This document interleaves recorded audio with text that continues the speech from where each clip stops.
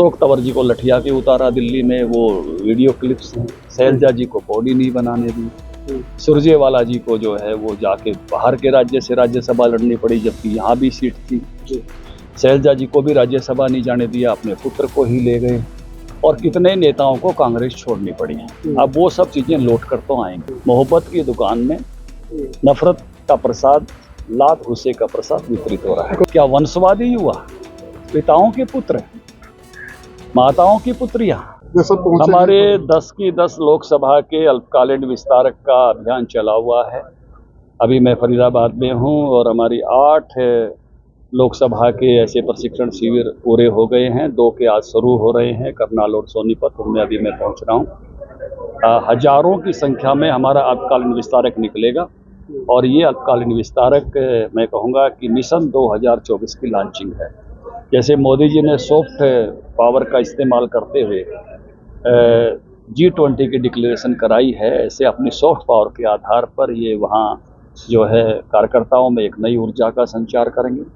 इसके साथ साथ मैं ये भी कहूँगा कि ये मेरी 2029 की नर्सरी भी है, क्योंकि भविष्य की लीडरशिप भी समय दान करने वालों से निकलती है। तो एक बड़ी संख्या में जो हजारों लोग निकलने वाले हैं, उसमें से एक भविष्य का नेतृत्व भी निकलेगा, और मिशन 2024 की लॉन्चिंग भी इससे हो रही है।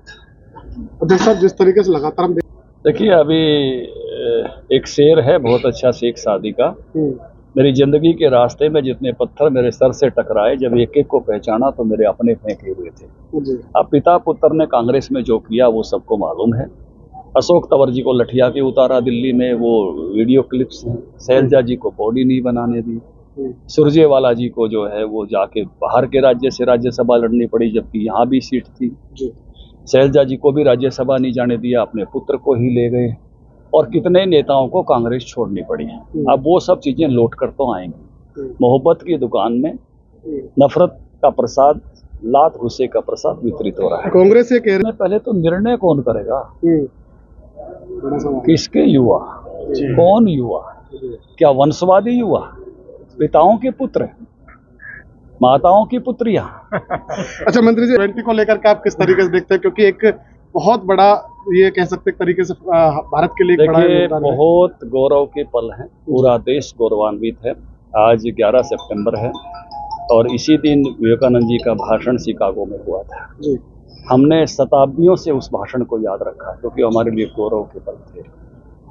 हमने हिटलर और सुभाष की मुलाकात को याद रखा, हमारे लिए गौरव के पल थे। लेकिन पिछले 2 दिनों में हमने देश के, विश्व के नेताओं को मोदी जी की अध्यक्षता में बैठे हुए देखा, गांधी की समाधि पर नमन करते हुए देखा, पिछले दिनों चंद्रयान की सॉफ्ट लैंडिंग होते हुए देखी, आदित्य L1 को ऊपर जाते हुए देखा।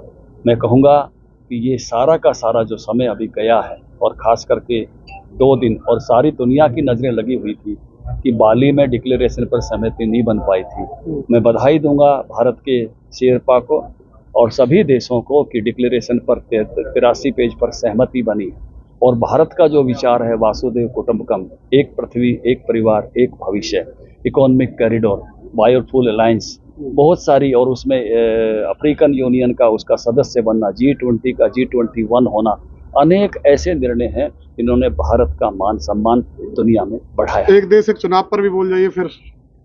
देखिए, ये तो चर्चा में है, हवा में है। जब सत्र आ रहा है तो निर्णय होगा, तो सबके सामने आएगा उसमें कौन कौन से विषय आ रहे हैं। लेकिन एक देश एक चुनाव से मैं जरूर कह सकता हूं कि विकास के कामों के लिए अधिक समय मिलेगा।